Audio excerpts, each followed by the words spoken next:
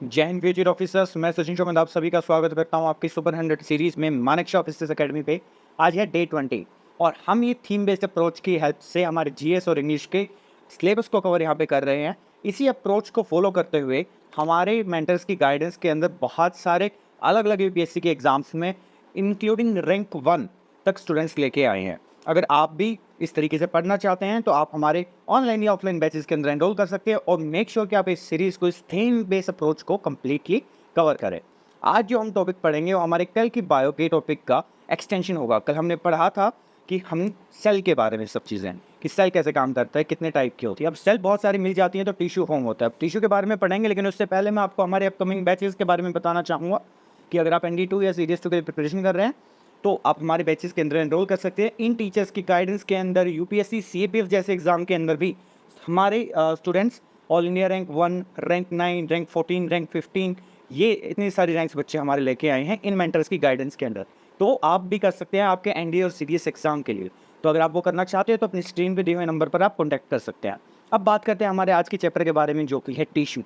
अब टिश्यू के बारे में हम बात करेंगे तो कुछ चीज़ें हमें समझनी पड़ेगी कि प्लांट्स अलग तरीके से फंक्शन करते हैं और एनिमल्स अलग तरीके से फंक्शन करते हैं। अब प्लांट्स जो होते हैं वो एक जगह से दूसरी जगह पे मूव नहीं कर सकते हैं, और मतलब लोकोमोशन उनके अंदर नहीं हो सकता है। अब लोकोमोशन क्यों नहीं होता है उनके अंदर? क्योंकि लोकोमोशन करने के लिए या मोशन करने के लिए जो चीज़ों की ज़रूरत है, जिस तरह के टिश्यूज़ की ज़रूरत है, उस तरह के टिश्यू प्लांट्स के अंदर नहीं पाए जाते हैं। तो क्या मिलता है वहाँ? वो चीज़ नहीं है। अब वो चीज़ कहाँ मिलती है? वो मिलती है एनिमल्स के अंदर। दैट इज़ द रीज़न कि एनिमल्स आपका एक जगह से दूसरी जगह पे मूव कर सकते हैं। आपके अलग अलग सेल्स मिलकर टिश्यू बनाते हैं, टिश्यूज़ मिलकर आपका ऑर्गन बनाते हैं, तो वो ऑर्गन आपका फंक्शन करते हैं। इसी प्रकार से हर टिश्यू का अलग अलग फंक्शन होगा, तो उसके बारे में हम पढ़ेंगे, उनके अलग अलग टाइप्स के बारे में पढ़ेंगे, और ये सारे कंसेप्ट हम इस चैप्टर के अंदर सीखने वाला है। तो सबसे पहले बात करें प्लांट टिश्यू की और उसके बारे में अलग अलग टाइप्स की। प्लांट टिश्यू दो टाइप के हो सकते हैं, मेरिस्मेटिक टिश्यू और परमानेंट टिश्यू। मेरिस्मेटिक टिश्यू में एपिकल टिश्यू, लेटरल मेरिस्मेटिज्म और इंटरकैलरी मेरिस्मेटिज्म। और परमानेंट टिश्यू फिर से दो तरह के होते हैं, एक सिंपल, एक कॉम्प्लेक्स। सिंपल में पैरेन्काइमा, कोलेनकाइमा, स्टेरेन्काइमा आपको देखने को मिलते हैं, और कॉम्प्लेक्स के अंदर आपको जाइलम और फाइलम देखने को मिलता है।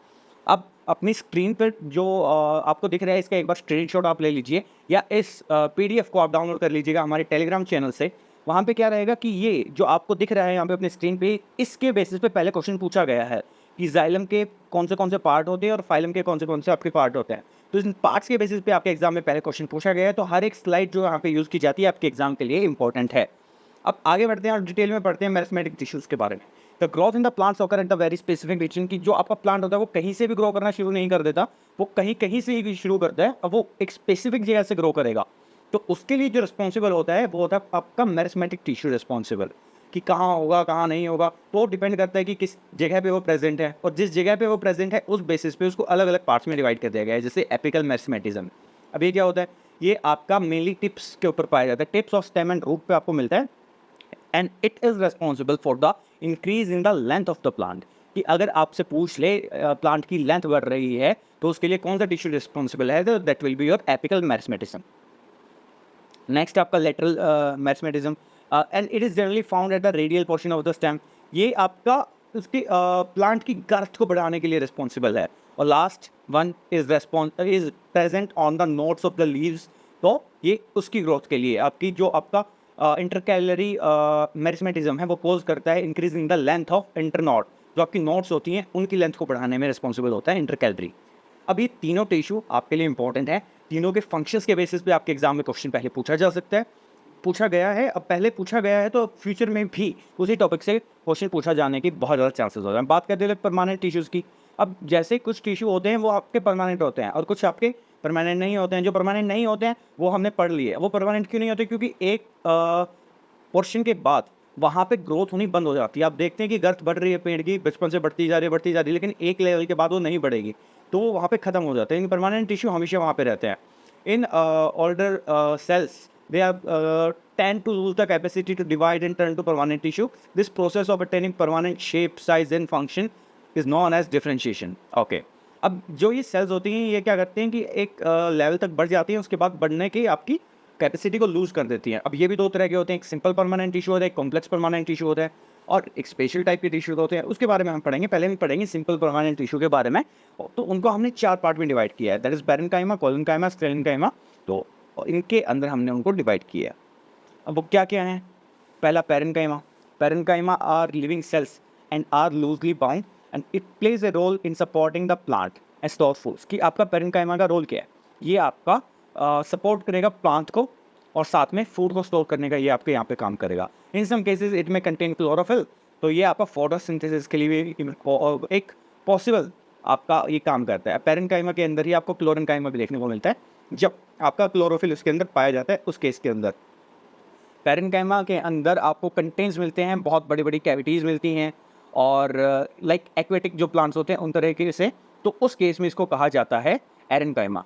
अब हमने क्या पढ़ा, एक पैरेन्काइमा एक सिंपल टिश्यू होता है जिसका काम होता है स्टोर करना फूड को और सपोर्ट करना प्लांट को। अब उसमें क्लोरोफिल प्रेजेंट है तो क्लोरेन्काइमा कहलाएगा, अगर उसमें एयर कैविटीज प्रेजेंट है तो आपका एरेन्काइमा कहलाएगा। तो ये आपको याद रखना है। अब एरेन्काइमा आपका प्रोवाइड करता है बायोन्सी एक्वाटिक प्लांट्स को, तो एक्वाटिक प्लांट्स के अंदर भी ये चीज़ें आपको देखने को मिलती हैं।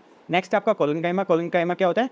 These are elongated living cells with very small intercellular spaces, their cell walls consist of cellulose and pectin. ये उसके अंदर प्रेजेंट होता है, ये आप याद रखेंगे। इसका क्या काम है? इसका काम है प्लांट को फ्लेक्सिबिलिटी प्रोवाइड करना। पहले का काम था सपोर्ट प्रोवाइड करना, सेकंड का काम है आपका फ्लेक्सिबिलिटी प्रोवाइड करना।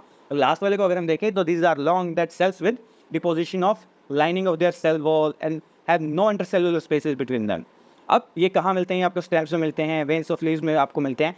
इनका क्या काम है? ये स्ट्रेंथ प्रोवाइड करते हैं आपके प्लांट्स को, ये भी ठीक है। आई होप ये आपको समझ में आए होंगे तीनों। अब कॉम्प्लेक्स टिश्यूज़ की बात करते हैं तो 2 कॉम्प्लेक्स टिश्यू हमें देखने को मिलता है, एक जाइलम और एक फाइलम। अब जाइलम आपका हम याद करते हैं जाइलम जल से, फाइलम फल से। तो आपका जाइलम आपका वाटर को कैरी करेगा, फाइलम आपके फूड को कैरी करेगा। तो ये आपके वाटर एंड मिनरल्स को कैरी करता है xylem. No end walls between cells, cells के बीच में कोई एंड वॉल नहीं प्रेजेंट होती है, ओनली वन में ये काम करते हैं और outer cell are not living. These are the property of xylem. वो फाइलम की प्रॉपर्टीज इसके अलग है, ये ऑर्गेनिक मॉलिक्यूल यानी फूड को ये कैरी करते हैं।